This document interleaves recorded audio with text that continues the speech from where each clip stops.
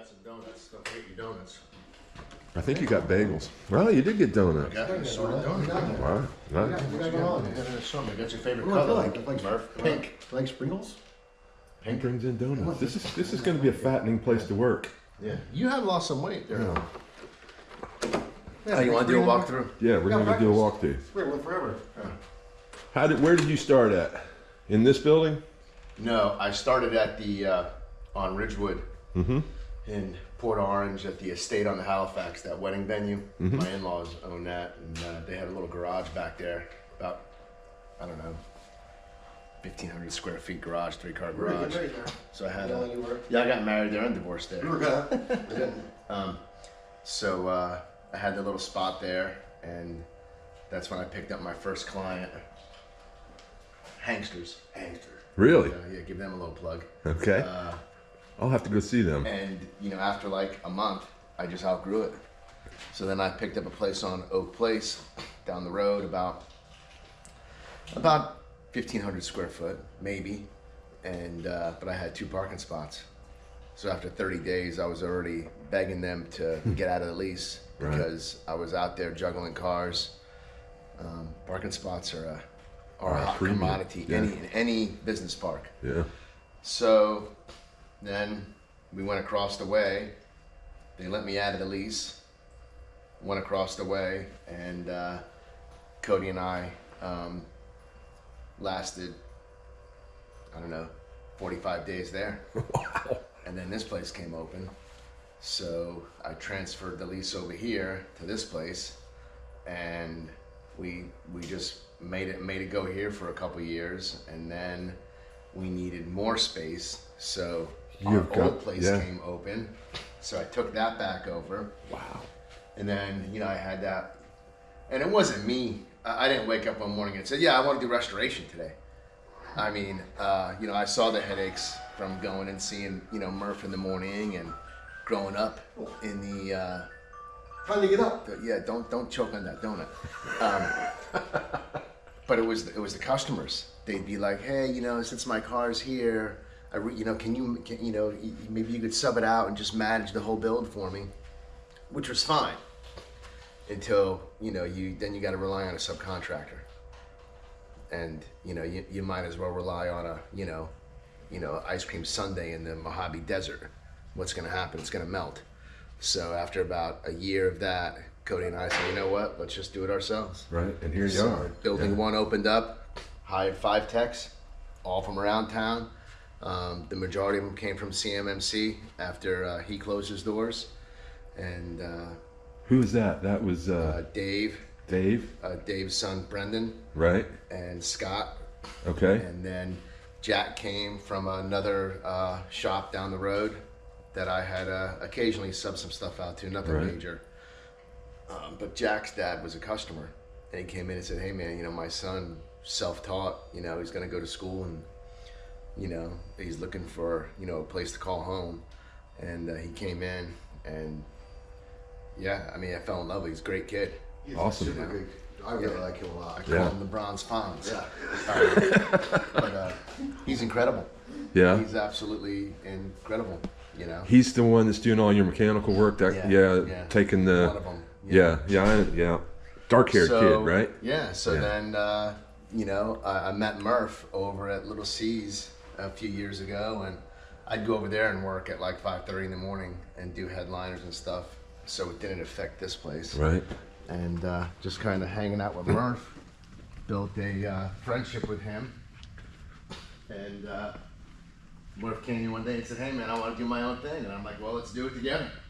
And awesome. That's how that materialized. Get a little light in here. So this is your interior shop. This is where you do all your interior work. Yeah, this is a trim shop. Trim shop, that's what you call it. It's loaded up right now. We try and get as much in here as night as we can. Most cars here, 90% of the cars here are in some stage of a build. Again, you can't work on every car every day because you're always waiting on parts to come in, material. Right. But, that Camaro came out of Miami. It was at another shop, and it was at that shop for 7 years. and the guy found us online, and I sent the wrecker out there to get it, and we're gonna finish that up for the gentleman.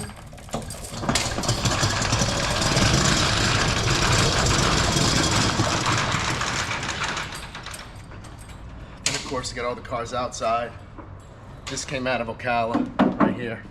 What are you doing to it? We're doing a convertible top and a nice purple interior. So it was built. So that'll be a complete interior with top on it when it leaves here. Yeah, complete interior with top. Awesome. It had some functionality issues with the frame that we had to get going. These scissor tops, they're an absolute nightmare. That's why I give them to Rob to do. I don't want to do them. Rob's he looks like he's a pretty good employee. Yeah. I mean, we call him the professor around here. We always joke with him about, hey, what was Jesus like? So, yeah, Sorry. So we have a good time. We do. Well, everybody. I mean, I really think all the personalities kind of blend here, you know. And then there's some days, you know, I kind of need that around here because I'm, you know. I've been here about 30 days hanging out with you so far, Nick. In fact, today's my payday. But yeah, you just constantly on the move. Somebody's constantly wanting your attention, and you yeah. It never ends. We thought when we put Nick and Cody's on there, they'd come and start asking for Cody. Right. No, that doesn't work that way. No. You know, and believe me, I don't have a magic wand. I mean, I really don't. But this is just some of the issues when this car came to us. Just the top latches were all busted. And you have to find them, repair them. Yeah. We got a company, Hydroelectric in Punta Gorda, you know, area where my dad's shop was. That's my dad's sign right there. Really? That's from his shop. That's his Thunderbird. Where was his shop at? Punta Gorda. Yeah. Yeah. How long was it there? 35 years. Wow. So you've got this is in your blood, right? Yeah.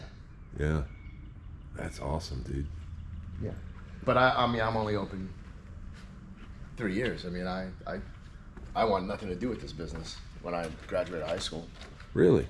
Nothing.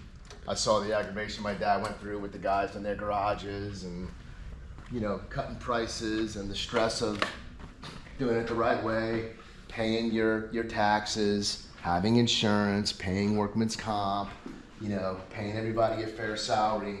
I watched my dad, you know, I mean, I had a great childhood, but I mean, I wish I was a better kid, to be honest with you. I never knew the stress that he went through until I opened this place up. Wow. You know, you got a customer coming in. Like, I had a customer come in one day. He was in one of the local car clubs. He wanted a price on a full interior. So I went out there to get a price on a full interior. Came back 6 months later, and he goes, hey, can you come out and give me a price on doing my headliner? So I go out there, and his interior's done. He wants a price on the headliner. So I'm like, well, who did your interior? Oh, I had so-and-so did it in their garage. And I'm like, okay, so come on in. So I bring him inside. I reprint out the estimate that I gave him 6 months ago for the interior. And he's like, well, wait a second. The price is the same. And I says, well, I forgot to tell you. That was my, you know, my annual, you get a free interior with every headliner week. You know? I says, why didn't you have the person do the headliner and did your interior? Exactly. He said, well, it was a little bit out of their, you know, out of their league. It had to be custom made. So, I mean, I was joking with him. I ended up doing the job, but that was the kind of stuff that my dad faced. Right. You know, you can't beat a price from somebody that's in their garage that doesn't pay, you know, a business overhead. license. I mean, yeah, overhead. Yeah. You have a city business license. You have a county business license. You have insurance for all 3 buildings. You have workman's comp. You have FICA. So, I mean, you have to pay all that stuff. Even if you have some 1099 employees, not everybody wants to be a 1099 employee. So, I mean, there's a lot to it. So that's why I said, you know what? I go, I'm gonna go get out the fire department, and I did 28 years in the fire department. Wow. And you know, and I retired, and that's when I said, I'm gonna open up. And some of my friends said, don't open up. You know, just kind of enjoy your retirement. And maybe I should have, but I always figured, hey, you know, my dad taught me something. You know, how about I honor him? Yeah. And, could you really sit still? I don't know. Yeah. I don't know. Retirement means a lot of sitting still. Yeah, I don't know. You know, I mean, I have a family. I have children that keep me busy. I have 2 little guys. You know, my 3 older kids are moved out, and I have my 2 little guys. You know, that I get half the time, and they keep me going. So I don't know if I could ever sit still.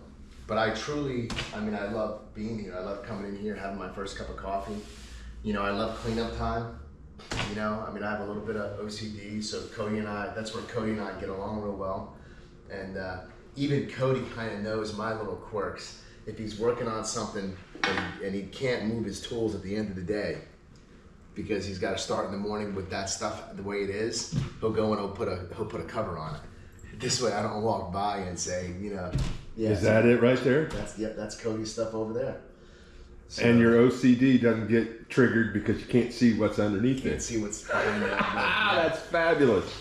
You know, and we built something. You know, we started out with 2 sewing machines. You know, and now we got a leather scaver, and we got a CNC machine. We go to I was watching this thing Yeah.